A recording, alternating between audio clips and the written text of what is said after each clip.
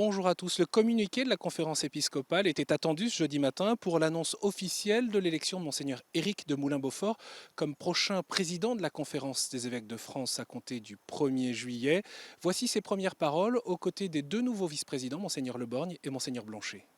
Notre élection à tous les trois n'était pas vraiment ni attendue ni désirée, je pense, par aucun d'entre nous. Tout le monde mesure que nous sommes dans un temps délicat de la vie de l'Église. Notre chance, c'est d'être élus tous les trois. Et pour ma part, je suis très heureux de pouvoir travailler dans les années qui viennent avec Dominique Blanchet et Olivier Le Borgne. Notre chance aussi, c'est de succéder à Monseigneur Pontier, à Monseigneur Carré, à Monseigneur Delannoy, et de bénéficier d'une assemblée des évêques qui est très fraternelle, qui nous a fait confiance donc de manière très, très entière, très, très pleine, qui à la fois nous honore mais qui nous oblige aussi beaucoup.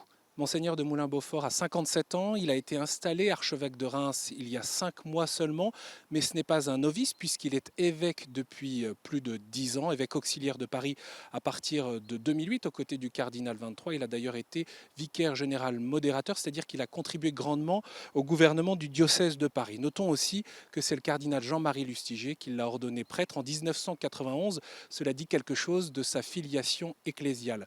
Curé de paroisse, il a une expérience de pasteur, c'est aussi un serviteur car avant d'être évêque, il a été secrétaire particulier du cardinal 23 pendant 3 ans. Il est aussi reconnu pour sa solidité théologique, 8 ans enseignant au séminaire de Paris. Eh bien, il a été élu à 2 reprises par les évêques de France à la tête de leur commission doctrinale. Dernier point à retenir, son engagement ferme dans la lutte contre les abus, autant à Paris où il a rencontré de nombreuses victimes qu'au niveau national, notamment depuis l'Assemblée plein air dernière et les différents chantiers qui ont été engagés, décidés ici à Lourdes. Il est d'ailleurs revenu sur ce contexte de crise lors de cette conférence de presse. Il y a une perte de crédibilité considérable, hein. Il faut bien le reconnaître. Au mois de février et mars, là, l'accumulation des révélations, l'accumulation d'un certain nombre de livres, d'un certain nombre d'affaires, ont suscité vraiment du désarroi, même chez les catholiques les mieux disposés, les plus convaincus. Alors ça cache tout ce qui se fait de bien, tout ce qui se fait de beau, tout ce qui se fait de grand. Je crois que nous sommes obligés de regarder en face le fait que des prêtres, enfin trop de prêtres ont pu pendant des années faire du mal se comporter sans être vus, ou en étant vus sans être rendu inoffensif.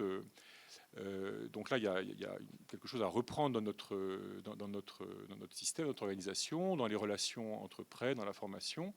Et je pense que là, en novembre dernier, depuis quelques années, mais en novembre dernier, le pas qui a été franchi pour de vrai par les évêques, hein, et que tout le monde est bien au clair là-dessus. Nous sommes d'accord sur ce problème. Donc nous n'avons plus à nous mettre d'accord sur ce point-là. Donc nous avançons de manière très déterminée.